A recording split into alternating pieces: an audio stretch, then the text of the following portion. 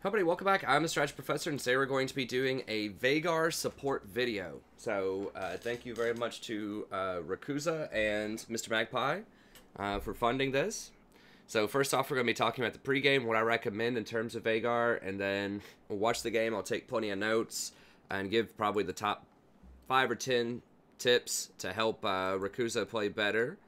And then, if you would like a coaching session of your own, you can email me at thestrategyprofessor@gmail.com. I'm more than happy to set that up. You want to watch more coaching videos, I have that listed here as well, so you can watch the entire playlist. I have individual champion guides. I don't have one for Veigar support, but I do have one for a lot of other champions. And if you want to support the channel and you want to see some of the variety of rewards that I offer for different donation levels, then you can just click here. So if you want an op.gg review during the stream, just come on during the stream. It's just a $5 donation. Let me know, and I'll go over your op.gg for 5 minutes, try to give you the best 3 to 5 tips to help you climb a little bit more. I'll play any champion that you want during stream. It'll be a normal game, but you could pick the champion and the role. Do up to 2 of those per stream. So that's just a $10 donation. Just recently, people started asking about singing karaoke. I'm a terrible singer, but people were fascinated by it, I suppose, so I just came up with a number for that, $10. Coaching sessions 20 if you want. If you want me to coach live during the stream, it'll still be coaching a replay, but I'll be discussing it live during the stream, where I can answer kind of questions from you and the rest of the chat. That's $25. Takes up a little bit of stream time, so it's got to be slightly more than a standard coaching session. Then if you want an in-depth guide for a champion or topic, it's $25. Now, some of those will have a bit of a backlog time, so I do have a bunch of those, and those take a long time to research, but just email me if you have any questions about it, if you're interested in that, and I can let you know. Okay, let's go ahead and get in here.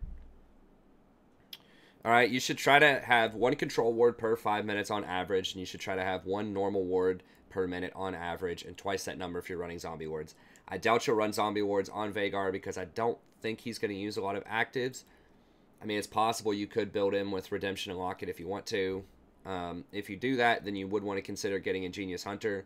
Anytime you have 2 really high impact actives, you want to consider Ingenious, because it not only affects your actives in terms of like your Redemption, your Locket, but it also affects your sweeper. So you get better vision control as the game unfolds. So if you have 2 or more high impact actives, then you should highly consider Ingenious. Otherwise, it's probably not worth it. So the runes that I do recommend, there aren't that many games that I could find where people did Veigar support. At least on pro builds, kind of at a top level. But it seems like most people do Unsealed Spellbook. That makes sense to me. They have nerfed it in recent time, but that will let you go really aggro early if you want to take an Ignite and then switch later to Exhaust. That's fine. There's not really a great rune for Veigar. You can take Comet, which is nice, but he doesn't have a slow in his kit outside of his stun. So Comet's usually better on champions that have a slow, so that it's harder for them to dodge the Comet, right? But you do have a spammable spell with your Q, so you can trigger Comet a lot. So I can see an argument for Comet, but a lot of people go Unsealed as well. I would get Magical Footwear. Some people get Stopwatch. My problem with Stopwatch is you really probably most of the time don't want to be building an Hourglass. It's not a lot of damage. Unless they have like a Zed or something on their team, and you know it's going to be a problem later on in the game. I would probably just go for the boots. It's just a good bargain.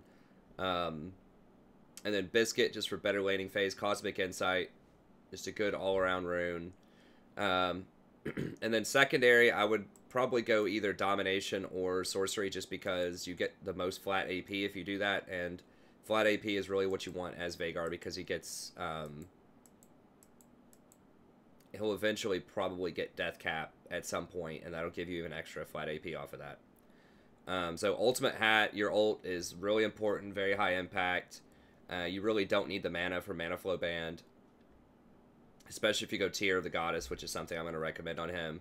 So I think Ulti Hat's probably the best one there, and then Transcendence gives you the CDR, because you can't get a ton of CDR with your build, although you will get some off of this after you complete your full tier caster item. I'm blanking out on the Archangels. There we go. After you get the full Archangels, but even if you go over, the nice thing about Transcendence, it just translates right into AP, so pretty good. So yeah, that's what I'd probably go with. You can do something like Gathering Storm if you want, but I don't know. There's an argument for Gathering Storm because Transcendence is going to be, you know, it's going to take a while, and Ulti Hat's going to take a while to charge up anyways. So Gathering Storm could be alright also, if you expect a long game. Once again, primarily because you'll probably get a death cap at some point, so that extra AP will be even more beneficial for Veigar. And Veigar does have really high AP ratios. I think his W is 100% and his R is a lot. He hits like a truck with AP, so that's really good. Now, Veigar is a little strange. Like, I wouldn't go a lot of the typical builds on him because he doesn't have slows once again, and he's just not really designed to be that much of a poke champion. You can try, but, you know, in other words, going kind of your standard Liandry's Torment into either Void Staff or Rylai's Crystal Scepter is not that great on him because you... Like, a lot of your combo is based on that stun, so the slow is really not going to matter that much, and you blow people up almost instantly, so Liandry's is not going to matter that much. Morellonomicon, like, the flat pin is nice, but you don't really need the healing debuff, unless you're against the Soraka or something, maybe. So, like, the standard items aren't amazing on him.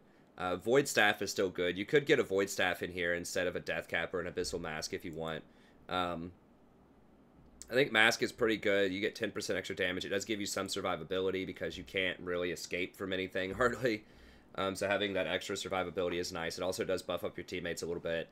You have to be close range anyways to get your stuff to work as Veigar.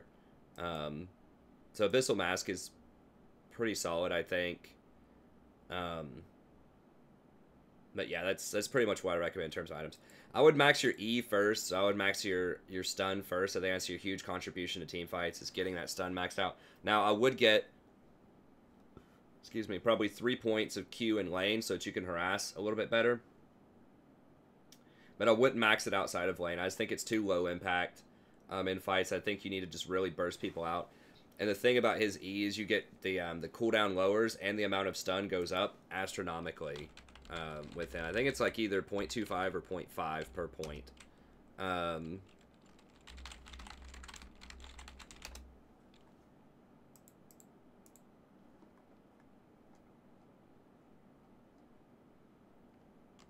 Yeah, it's 0.25, so it goes up a lot, and then the cooldown goes down a lot.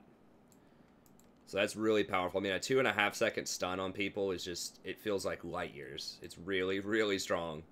And a lot of times you don't even have to land the stun on people. You just throw this around somebody, and if they don't have a like a flash to get out of there, then it'll crush them. It's really good. There's a lot of champions that cannot get around this.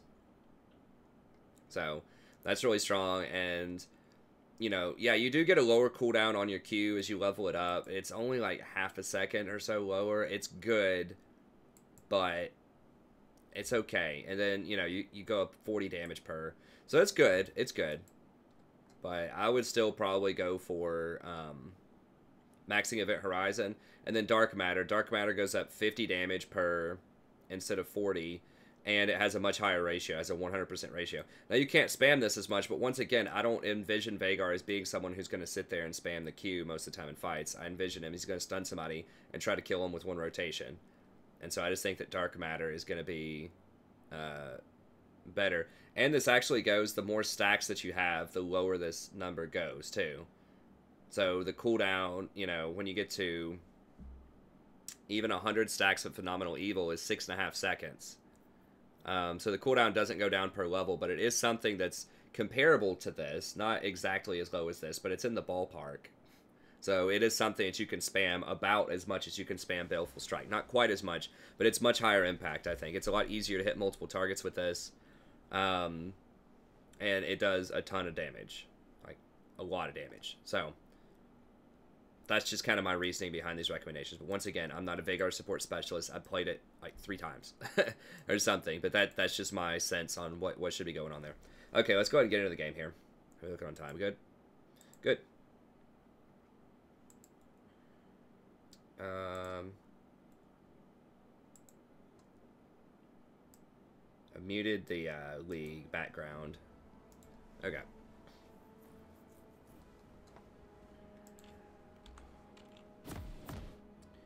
So what are you up against? Let's see.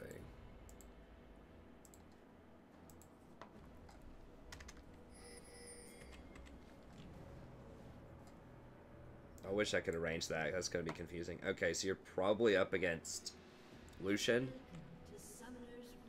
Kale. Lucian Kale. Okay, you should be able to harass them pretty well. If you can stun the Kale and blow her up before she, 30 seconds until minions spawn. Oh, nice stun, nice stun. I was going to say wait until she flashes to use the stun, but... Who got that? Zed, okay. Now, I can pull these to different places. I'm not sure if it's gonna... It's gonna keep them that way. Minions have spawned.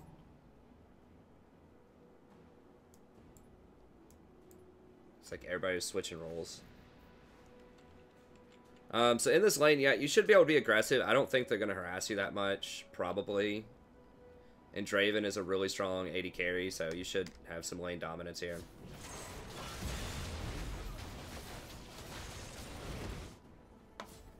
Okay.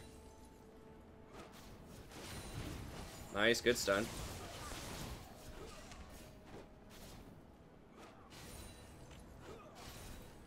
Draven has Airy. Be very careful of ganks. We don't know where Skarner started. He probably started red side, but it's possible he went blue.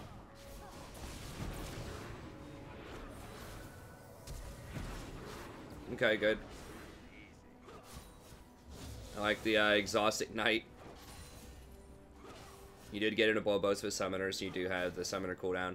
It said I would just be a little scared of Skarner. I would at least come over here and ward.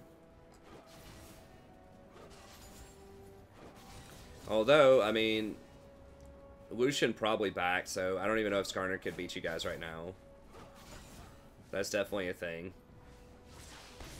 I'd probably go back and buy.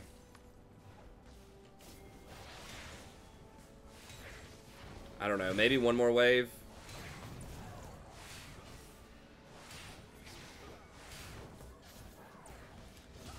Yeah, there's Skarner, yeah.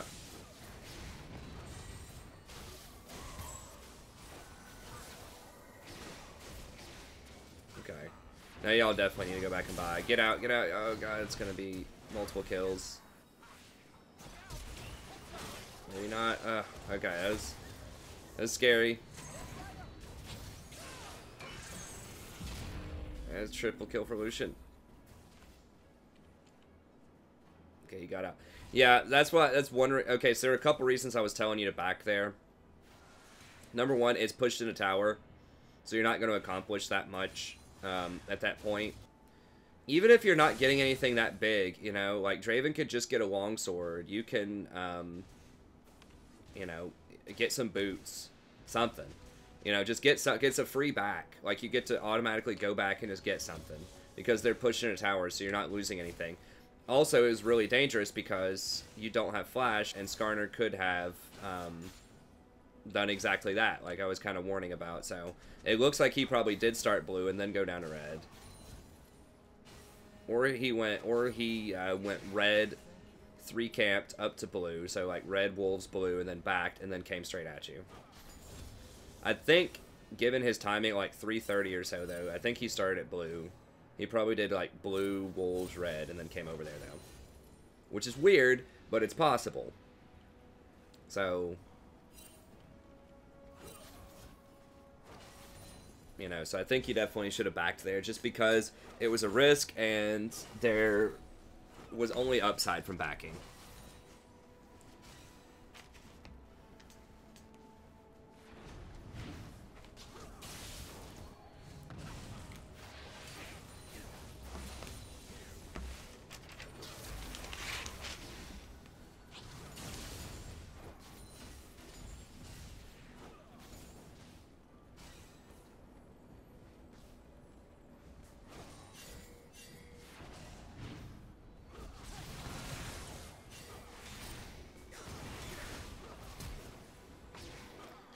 Yeah, they're probably gonna camp you guys. Here, I'll go look at this again.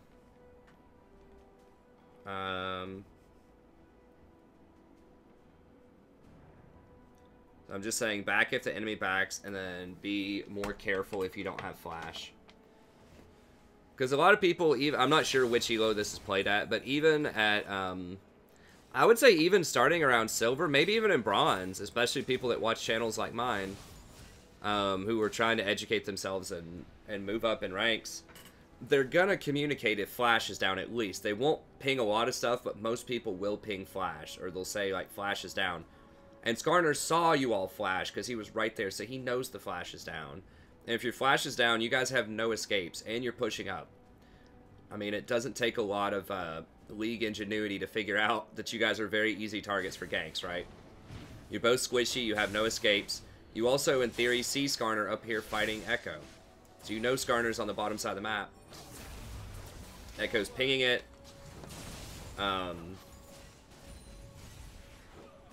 Echo's running away, and Skarner's like on wards here. Like chasing Echo and fighting him in the river. So y'all have to be aware of that. And he's just walking in plain vision here. Yeah, so even if you don't see the Echo, I will say you guys should have rotated up to Echo though, I think. I'm trying, because Skarner's fast, so it may have been a waste of time, but if you guys run up here, because you're pushed in, once again, you're not accomplishing anything here. You're just kind of hitting some CS, putting down some mild harassment. You would lose nothing to rotate up here to help out this Echo. I think. At least you. You can tell Draven to be safe, and then you go up there.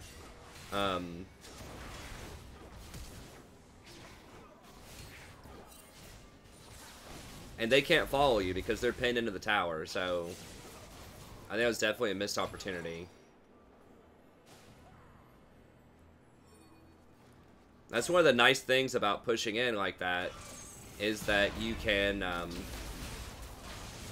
rotate up like that and not really lose anything.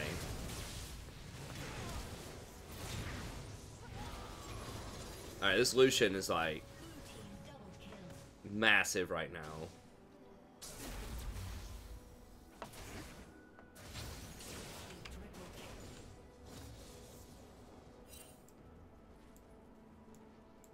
No, the things aren't going to stay when I close the tab. Which is annoying. Okay, so Lucian is 5-0, and he is down in CS. So that's good, but he's still 5-0. Okay. What'd you get? You got a Ruby Crystal and something else first. I guess that's a more efficient use of gold than... but what are you building with Ruby Crystal?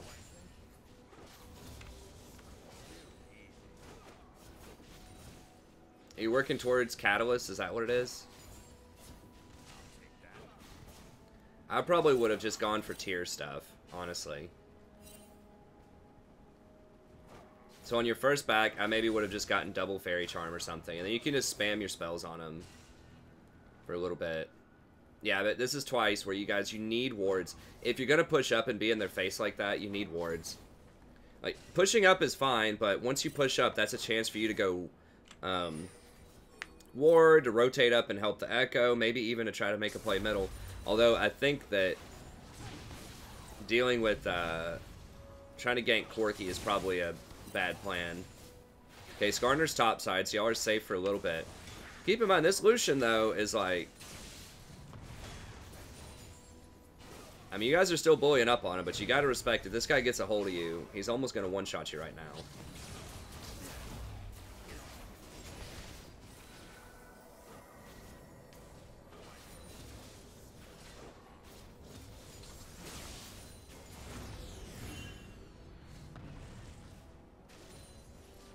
And you see you're running out of mana now. There's Skarner. Well, it looks like you're dead, probably. Yeah.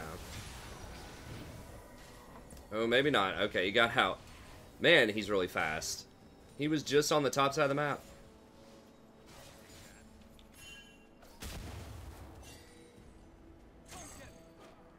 Okay, they weren't paying attention.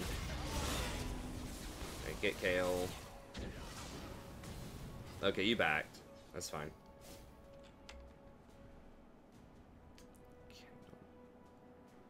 Where's a Kindle Gem build into?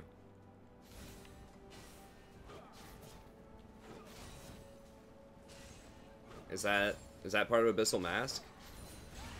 I don't remember what Abyssal Mask... It's... I thought Abyssal Mask was like Negatron Cloak Catalyst. I'm lost. Okay, I do like the boots. What does Kindle Gem build into? That would be a Veigar item. Curious to see. I don't think you need the health. Like, I really think you should be investing either in mana regen or flat AP at this point.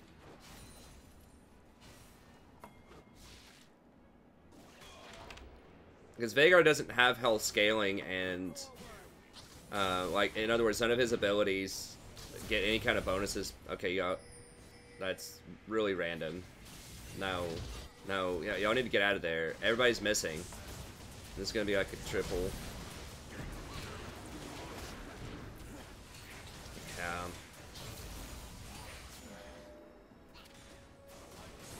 Yeah, y'all have got to get this vision under control. I realize that they have a control word there, so what you can do is you walk up here and you ward over this wall. You ward this area. So you ward this, and then you walk over here and you ward this. You guys have been pushing them in all game, so if you push them in, ping Draven back, and then walk up here, or even better, have him walk with you.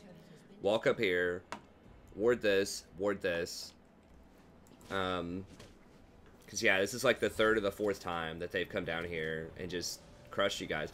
And, yeah, I mean, I know it's like, man, it's unfair, they're camping me and stuff like that, and I get frustrated, too, because sometimes I get ganked more than I should.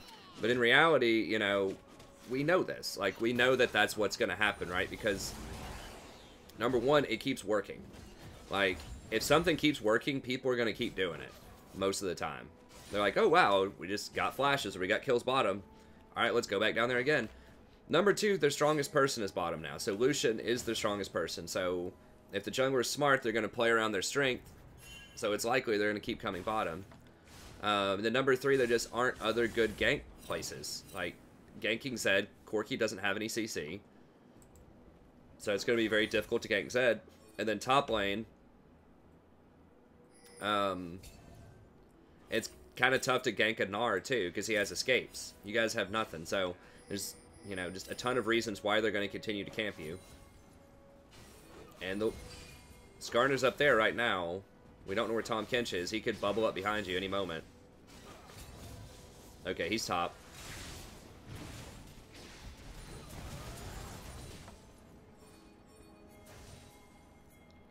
I would just rotate to middle right now.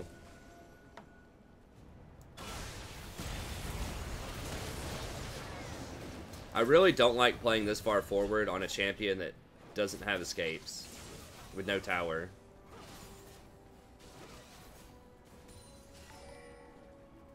Hey, thanks for the sub. Appreciate it.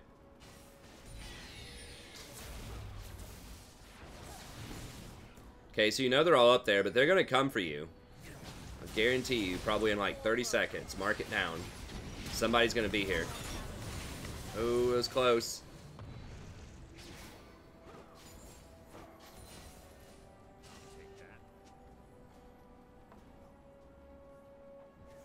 Now, you know Skarner's on the way. Like, 100%. He's on the way right now. Corki might be rotating down, too.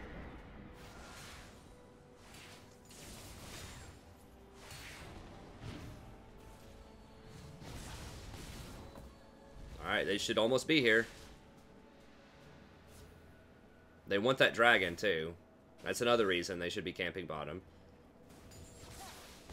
Okay, okay, they're not here yet. Maybe they all just mysteriously went AFK. Okay, you do have Echo back up here. They know Echo's there. Okay, I give up. I have no idea where Skarner is. I would have been here so fast if I was Skarner.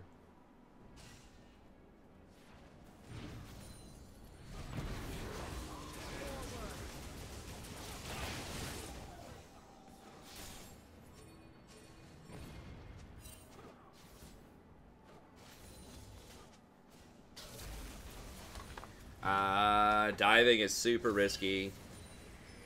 I have no idea why Corki and Skarner didn't just rotate on you guys. Okay, there's Skarner. There he is. So, he was about a minute late, but he did show up. I guess he was clearing, like, full clearing his jungle or something, which you should not do if you're this far ahead.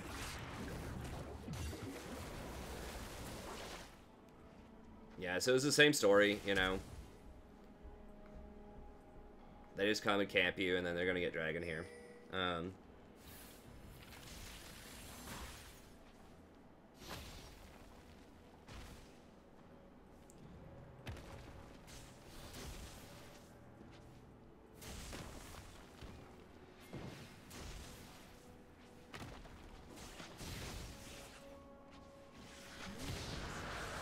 Okay.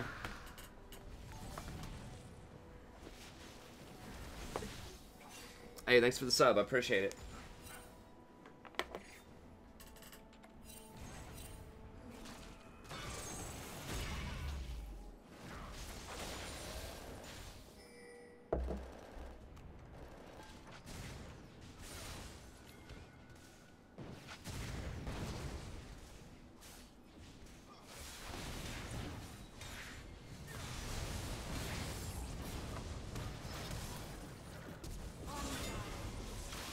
Okay.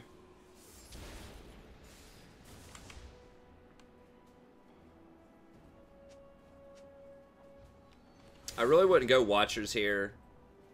I mean, it's never bad to get Vision, per se, but I just think you need to start building towards some kind of business item here.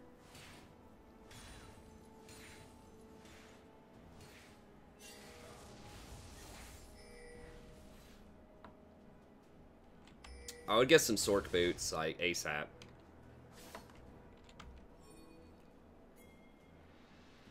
Lucian's actually not as far ahead as I thought. He's down like 20 CS.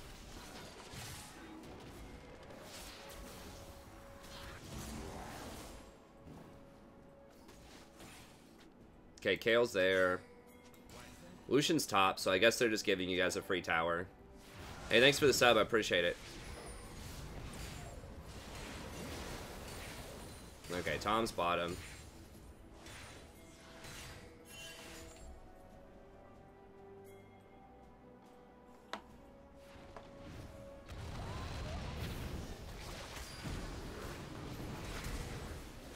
That's interesting. So Corki can fly through the shield, but he gets stunned at the end. Okay, I didn't know that interaction. Oh, why? Okay, I guess it worked out.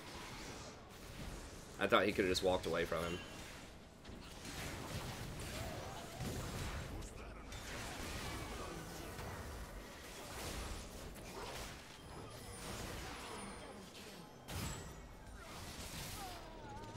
Wow, this is a Fiesta and a half.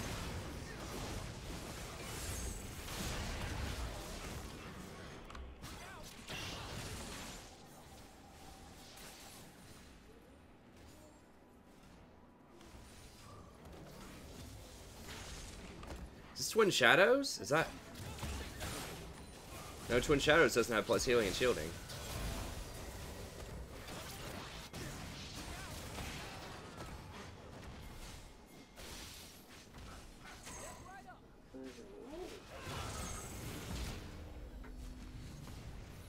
Hi. She took a 20-minute nap today. Good job, Rory. That's apparently all she needs to sustain her. That's right, just like her pappy. A whole car ride home. Rory, are you wearing different clothes? She is. I put like maybe a tablespoon or two of prunes in her food today because you know how she feels about prunes. Poop was a little hard yesterday, and apparently that was too much. Yeah. Have to take your nap. For a nap. Yeah. It's time for a nap. Rory doesn't like sleeping at daycare. There's too many fun things going on. And she doesn't trust him. Is that right, Rory? Yeah. You got another tooth coming in? Probably. Okay. Chewing right there. Okay.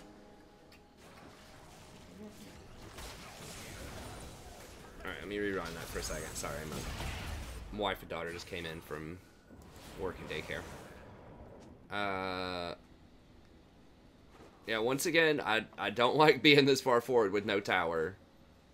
Everybody's missing on the map. Like, they're gonna be here. There's nowhere else for them to be. You guys are the only people that are pushed up. No dragon, no baron. 100%. Someone's gonna show up. You gotta keep Kench in mind, too. I mean, he's basically like a Twisted Fate with, like, half the cooldown on his ult. Not quite half, but it's close. It's like 120 seconds base, not including any CDR.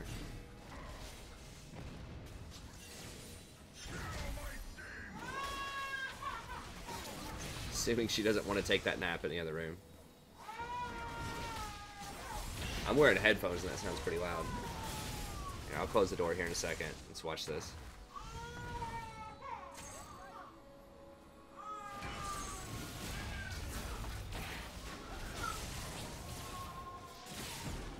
Yeah, I just...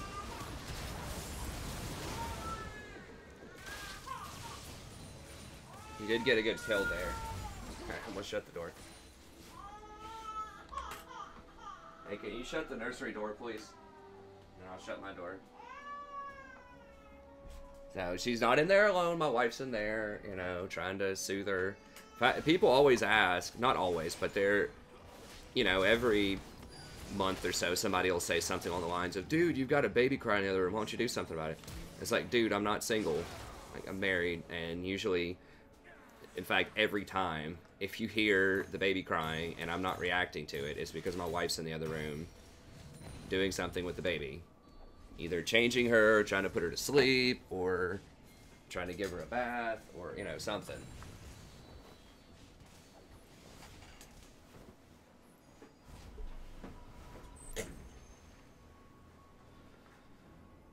Okay.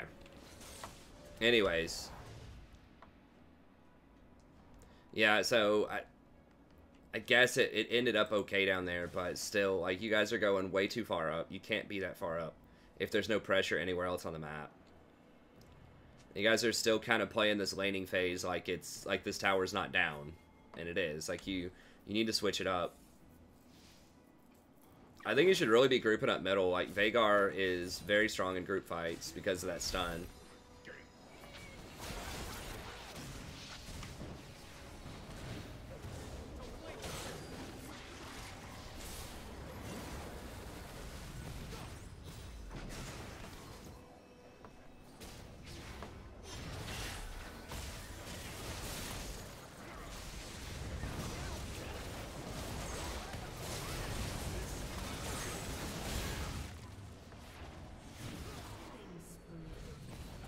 Yeah, you have no AP. You're never going to kill him. You might be able to get a stun on him here. So I guess you're going for redemption. I don't get the Kindle gem then. Unless you're going to build something out of an item, you typically don't want to build the item. There are certain exceptions to that, like tier. You can get a tier and then not upgrade it for a while. Because that extra mana and regen is really good for the laning phase. Like, it provides a lot of power to champions that get that. But something like Kindle Gem doesn't... I mean, it gives you CDR, sure. But the health is not something that should be a massive priority for Veigar.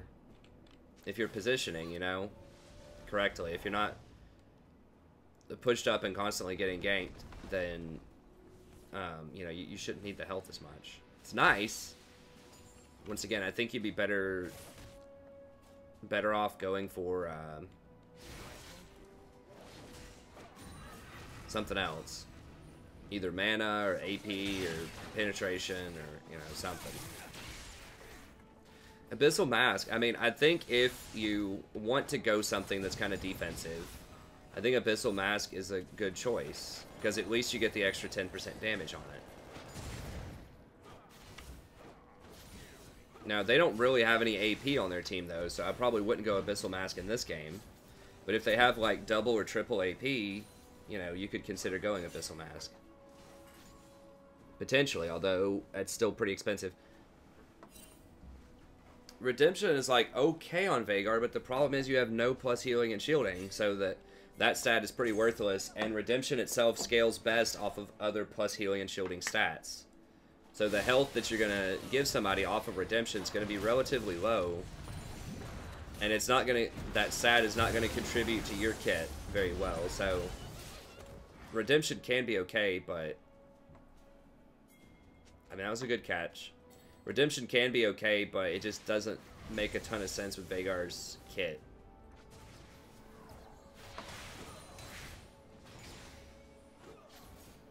Something like Ardent Sensor might actually make a bit more sense.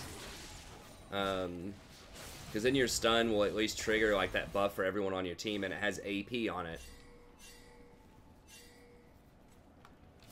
With Redemption, though, you're paying a lot for that active, and the active's just not going to do nearly as much with Veigar as it might with other champions who are going to get other plus healing and shielding items.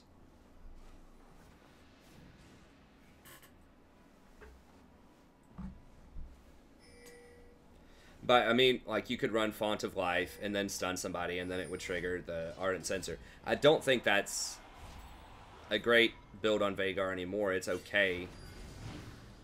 But if you want to run a utility item like that, I feel like that would be a better one.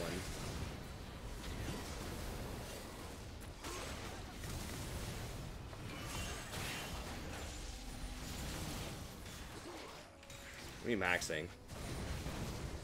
You max your W? I definitely would not max the W. I would max your E, especially if you're not going to get AP. I mean, if you're going like full AP or something, like if you're just going like hardcore one-shot Veigar, maybe you could max W, maybe. Because it has such a good ratio, but if you're not building any AP whatsoever, other than Eye of the Watchers, I just think that the W doesn't make a ton of sense. As a first max. I like it as second max, but I still think that the Cage is the best, especially if you're kind of going this utility Veigar build.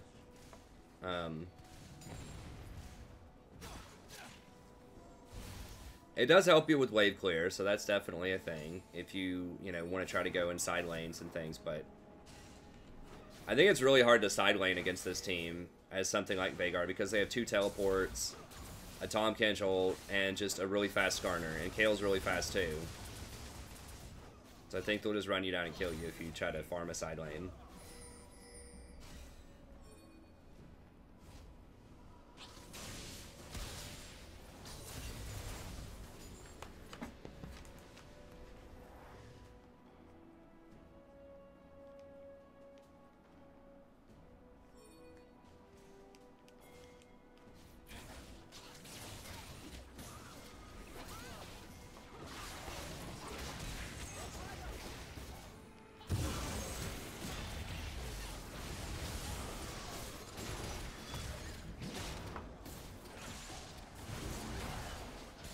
Good. Yeah, watch Corki on the side.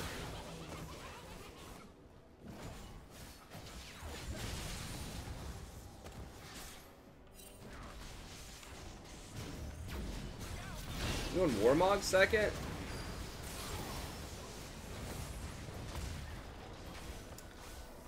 I really don't think you need that much health, man.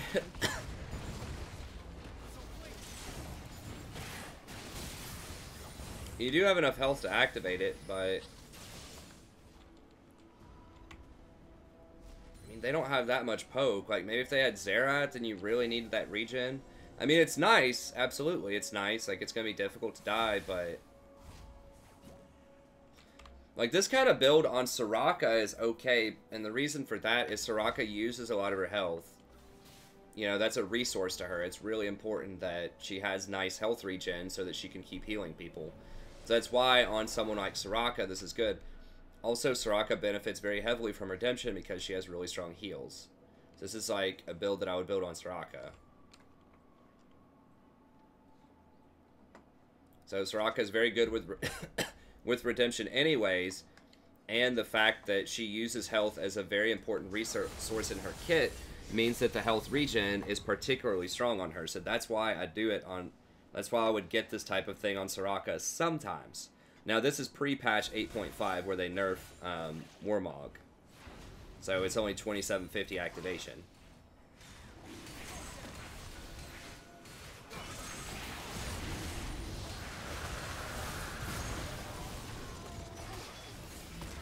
So yeah, I mean, it is okay, but like, if you want to go these utility things, I feel like there are better utility items for Veigar. You know, Frozen Heart wouldn't even be, like, completely awful here. So you didn't have enough to kill him there. Like a half-health Lucian.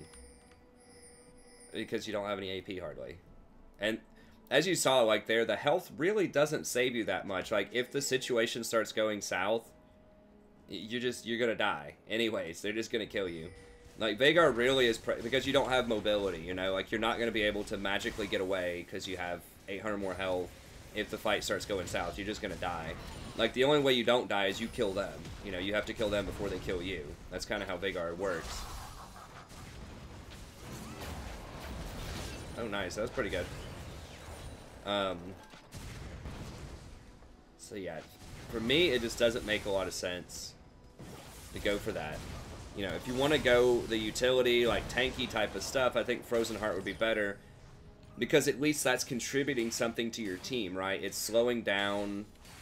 It's giving the slower attack speed because they have really 4 champions that benefit from attack speed. KO, Lucian, Corki, and Tom all benefit from attack speed. Even Skarner, to an extent, kind of does. So...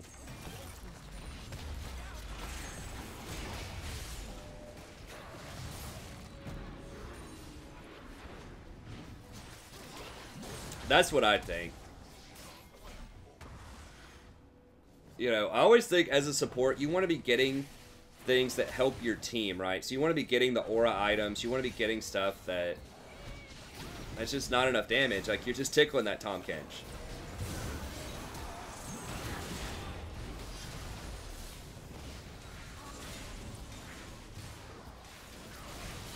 Because Warmogs really doesn't benefit anyone except for you, right? I suppose if you get a Locket next, which looks like that's what you're going to get, then, you know, it would give you big Locket shields, but...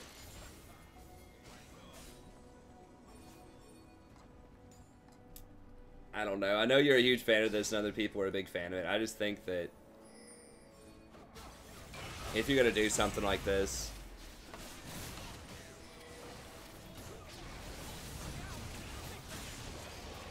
going for more like team utility items like Frozen Heart, or in this situation because they have so many attack speed champions, or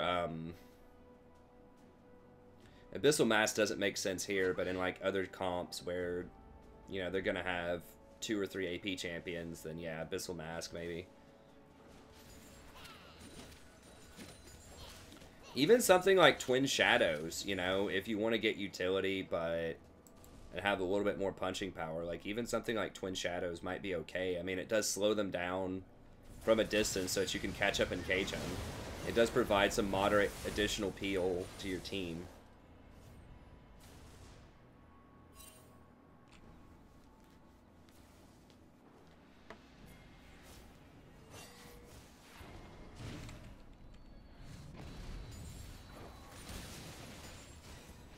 But I do think that, like, tier into business items would probably be what you want to do. What's your CDR at right now? Is it 30 or 40? No, it's at 40.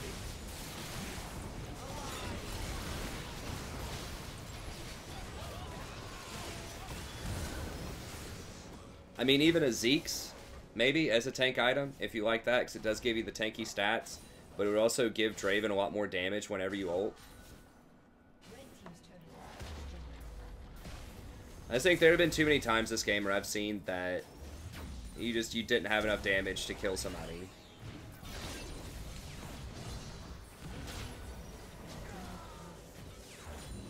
Like right there, for example, if you did more damage, if you had a lot of damage there, then you could have saved the inhibitor, you know? I mean, if you find a lot of success with it, that's great. It is cool, it is innovative, it is interesting. Just, you know, my you know, obligation as a coach here is just, you know, to advise what I think is going to give you the best chances to climb over time in the long run. And, you know, I could be wrong about this, but to me, it going that much flat health just doesn't make a lot of sense for Veigar in most circumstances, but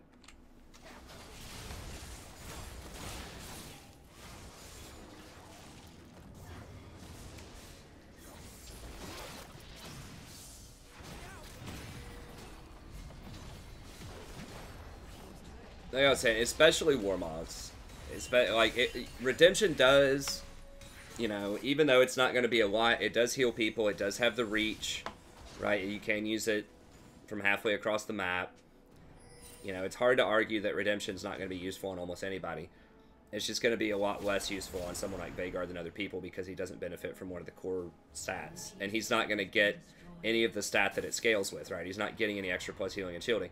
Don't forget with Redemption that, you know, the Redemption heal benefits 3 times as much from plus healing and shielding. So they changed that a while ago to where it has a really low base heal, but it scales really hard if you get more plus healing and shielding. To try to get people that weren't enchanters to stop using it.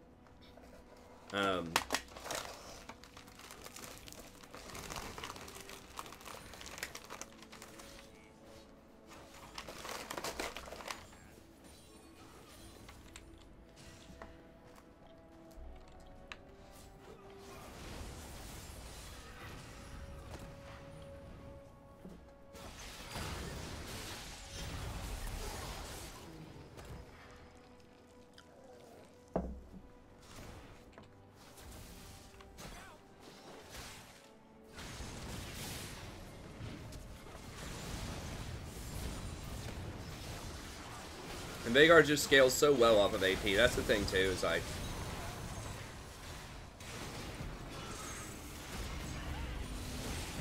he has some of the highest AP scaling in the game.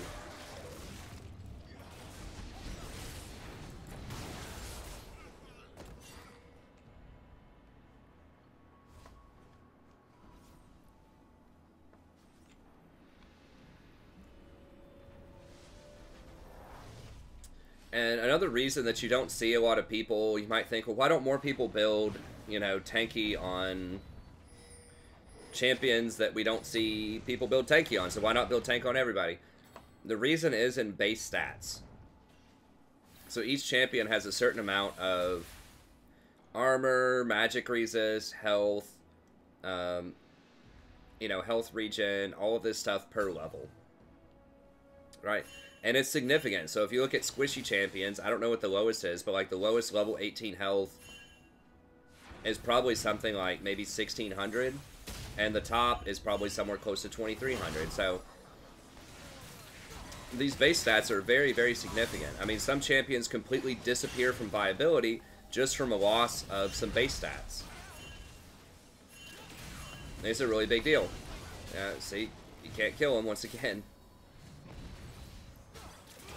Okay, Echo cleaned him up, but he died for it because you just don't do any damage. I mean, I don't think. No, Skarner has no magic resist other than like Mercury Treads. But the reason you don't see tank on people like Veigar is because their base stats are really low. Like he gets very, very little armor, very little magic resist, and very little health per level. So that means that health is less valuable on him than it would be on someone... I'm trying to think of someone who doesn't scale like Shyvana. Most tanks have plus health scaling, so that makes them a lot better than Veigar for it. But even on champions that don't have plus health scaling, champions... or like a Leona. Leona's a great example. She has no plus health scaling, but she gets so much armor and magic resist per level that health becomes more valuable, because if you have 30% more armor, for example, base armor than someone like Veigar, that means that health is going to be 30% more effective at keeping you alive. Because it's going to take 30%, if you have 30 more armor, it's going to take 30% more damage to kill you. So that health, each point of health, therefore, becomes 30% more valuable over time. So in other words, you're just getting very little out of health, not only in terms of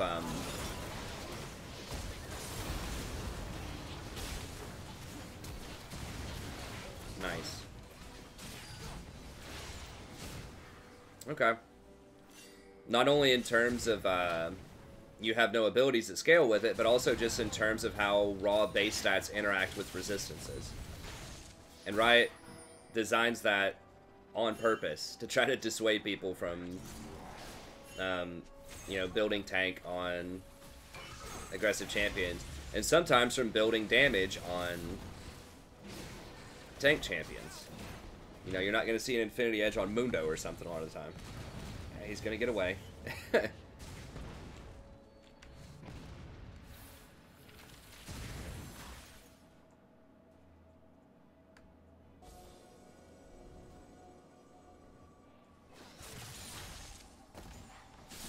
I don't know. I just feel like if you're in the market for this type of thing, like a tanky disruptor who also does like some damage, I just feel like there are just better versions of that, you know? Like maybe a Shen or something does really high damage later in the game, who's really tanky, you know, has disruptions. I don't know. There wouldn't be somebody who's exactly like this.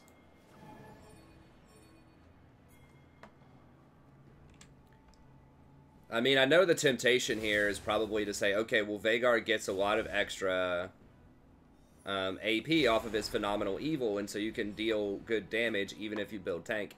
True, but once again, if you go back and look at a lot of these places, people are walking away with fairly low amounts of health because you don't have enough damage, and when the situation turns south, you know, like really far south, then you die.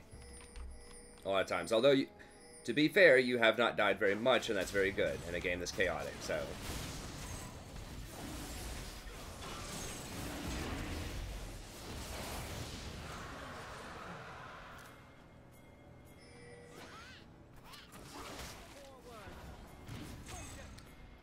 So, I mean, you are primarily winning most of these fights off of, like, just the cage itself, regardless of the damage.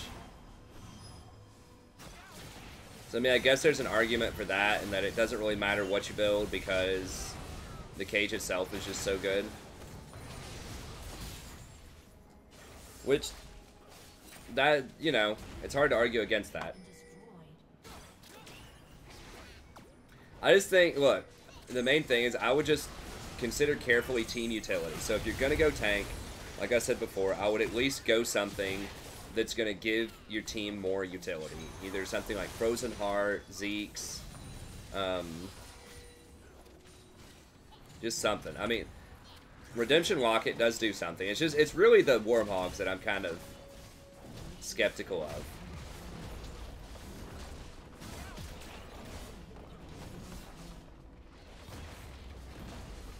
Banner, even. If you want to go tanky with Banner. Okay, nevertheless, that was a good game. I'm just trying to, you know, just throw some stuff out there for you.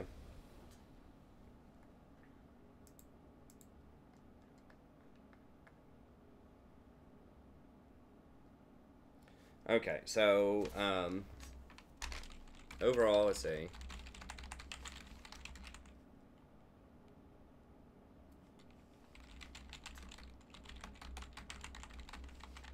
Yeah, number one, back if the enemy backs, even for a small buy.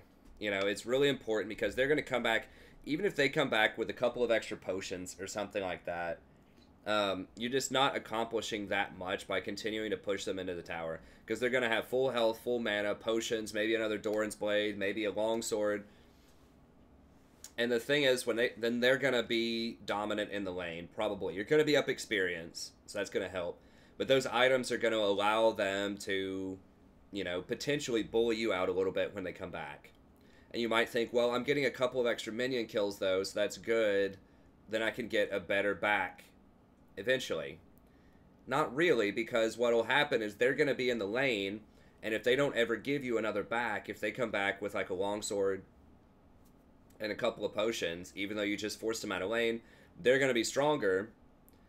And then when you want to back, they're going to push you into your tower, and you're going to be the one missing CS. So you're not really gaining any extra CS here. All you're doing is giving them lane priority, because you're going to have to back at some point. You're probably going to have to back before they back. But because they're going to come in with the dominant items, and then they're going to be able to push into your tower and deny you CS. So it's like you're kind of borrowing CS early. I guess that can be useful, but you know, you're only going to have like you're going to have one wave. By the time they back, one more wave will show up before they get back. It takes people about 30 seconds to walk from the fountain to lane, and a wave takes 30 seconds. So typically, you know, the absolute most you would want to do is, if it's already pushing towards them really heavily, go ahead, finish the push, put it in their tower, grab that one extra wave, and then back after all of those minions are stacked up on their tower. They're going to be busy pushing into the tower, so they're not going to be able to push in and deny you any CS. So that's when you want to back. So by staying in lane, you're giving them the advantage in the lane, even though you had the advantage, because they're going to come back with better items and with full health and mana. Especially if you don't have Vision of the Jungler, right? And you just blew all of your summoners in the fight, the jungler is almost certainly going to be there, like I mentioned before. Which brings me to my other point here.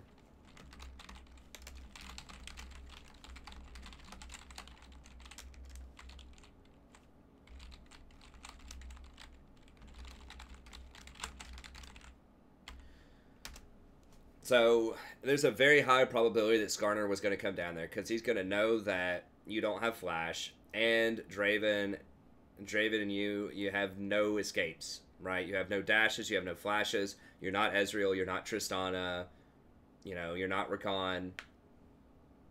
So they're going to come down there and they are going to camp you. And if they kill you, then that's going to make your laner even stronger, the Lucian, and then they're just going to keep coming back. So you're going to start a chain reaction of events where they just camp you and make your life a living nightmare if you overstay in that lane, or if you don't get proper ward coverage.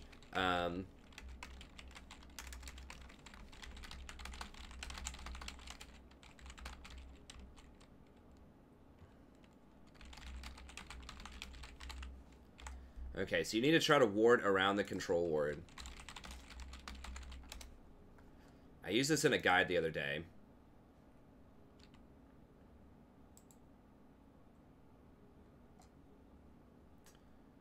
See if I can use this again, if it's going to load up for us. We'll see. Someone recommended this a while ago, Rift Kit. Okay.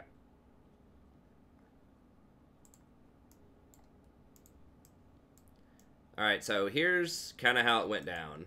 Alright, so you kind of had their AD carry and their support were sort of pushed in here. You guys are pushed in here.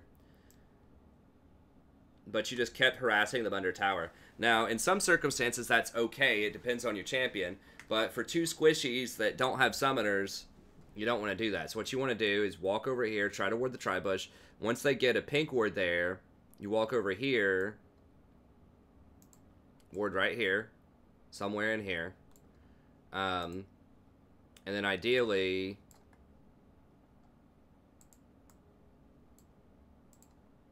you ward somewhere in here. Hopefully to check the raptors. So if you can ward like right here, that's great, because that's going to see if the mid laner's rotating down, and that's going to see the raptors. It's important that you see those raptors, because that is a hot spot where the jungler's going to be. So in that way, even if they're not going for a gank on you, you know where they are on the map. So you'll know they're on the bottom side of the map, and you can be cautious. Whereas if you ward somewhere like right here, this is good. This will show if the mid laner's coming down river, or it'll show if this guy's ganking, or like here. A lot of people just ward here by default. That's a pretty bad place early on, because it's not going to give you vision of the river, and it's not going to give you vision of the raptor. So it's only going to see if someone comes down this way. So like the two places I would recommend would be like here. This will give you vision of river and this side, or the best one is here, which will give you vision of raptors and if they're coming through here. And you had a chance to do this, right? So when you're pushed in like that, you can at least come over here and ward this. Or after a back, you can come down and ward this and then ward this. And that'll give you pretty good vision coverage. Now, they can just come up and, you know, go this way and gank you, and that's a problem.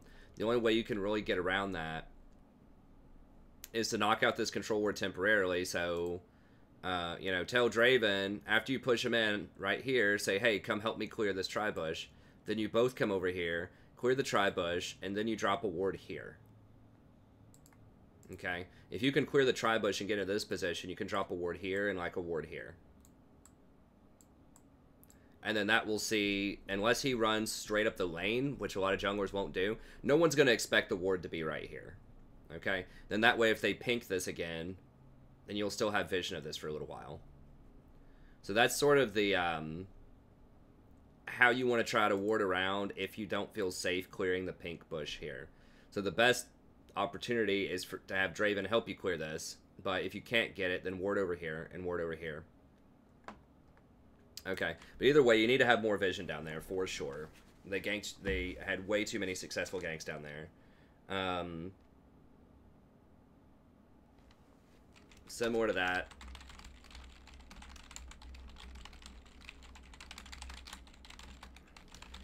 You're just going to have to play back more. Like I said before, you know, Skarner can't really gank Zed or Gnar that easily. Kind of.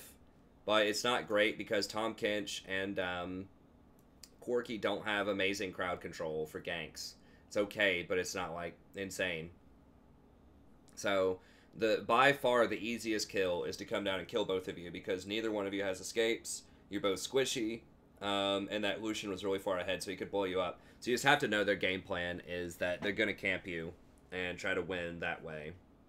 I talked about the itemization.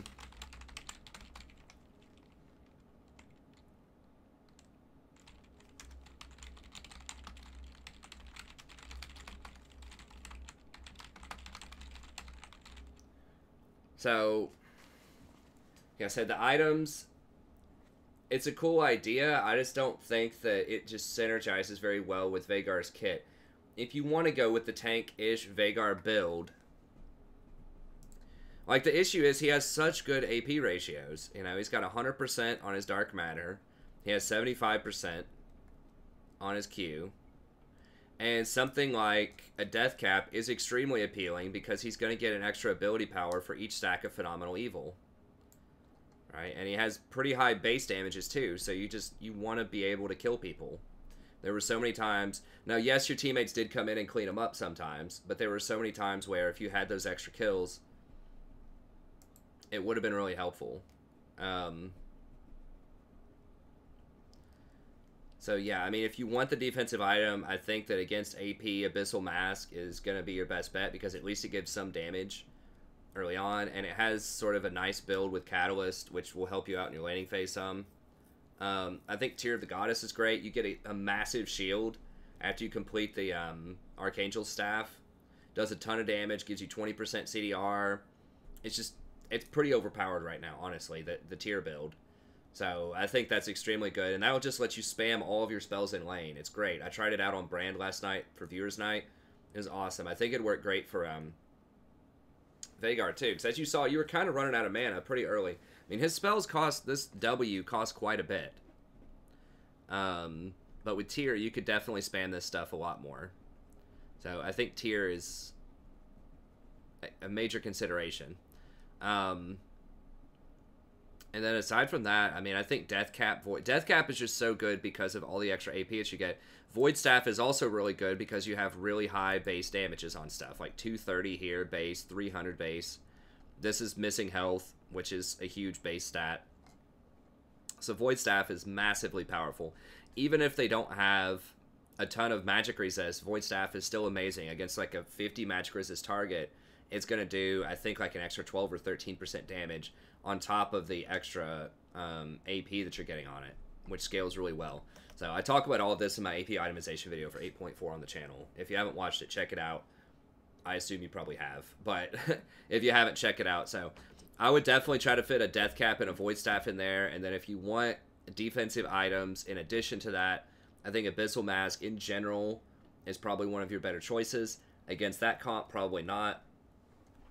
They didn't have a lot of AP threats, but Frozen Heart is another one.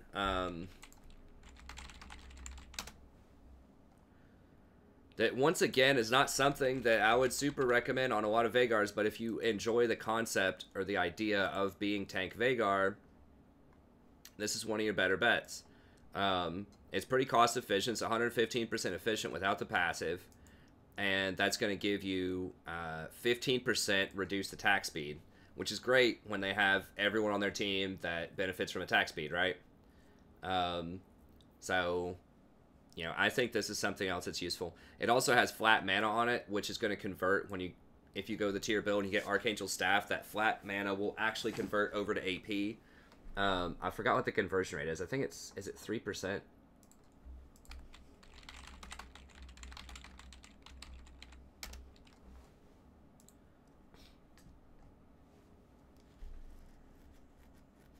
Um, 3% mana. Okay, so that would give you an extra 12 AP, which doesn't sound like a lot, but it's nice. And the 12 AP would build very well, and or it would get extra benefit out of Death Cap as well. But I mean, 12 AP is still like 250 gold extra worth of efficiency, so that's almost like an extra kill's worth of gold. And that will also fuel your staff, like the bigger shield on your staff. Because this staff, that shield's really nice. I mean, Locket is okay, but this shield is going to be much bigger than Locket. Now, this is just a personal shield. It's not going to shield everybody like Locket, but all of this extra ability power and cooldown reduction would be massive. You know, another option here might be, like I said before, like a Zeke's or something. Nice, cheap item, good stats, good cooldown reduction, gives you the flat mana to help you use your spells a bit more. And then your ult is on a pretty low cooldown, I think. Isn't it like 120? Might be 140. That's 120 to start. So your ult's on a pretty low cooldown, so you can use this pretty often. And that'll give your Draven a lot of extra on-hit damage, which is really nice because Draven gets that bonus on his Q. I'm not sure if the Q damage... I think it triggers on hit. It says 50% bonus magic damage over 2 seconds. That might be on the base damage. Either way, it gives Draven a lot of extra damage. Right, which is good. Gives you the tankiness. Now, you're not going to make a huge use out of this Frostfire Storm, but if you're in the market of just getting a tank item that's going to help your team, this is going to be pretty efficient, too. Banner of Command might be another one. Doesn't have mana on it, but at least it gives you the utility of having that bannered minion. So, I don't know. I just feel like if you're going to... And it's cheaper. It's 2,200 gold. So, I just feel like if you're going to go for tank items... I would just get a little bit more utility for your team. So, anyways, it's okay. Obviously, you had a good score that game, but there were just a lot of times where it felt like you just needed a bit more damage. And if you want to go for utility item, I would only do like one and then do mostly damage. Like, I feel like, you know, tier Death Cap, it should almost always be a must. Tier Death Cap Void Staff on Veigar, it should almost be automatic every game. But we'll see. If you want more tankiness, these other things are decent options.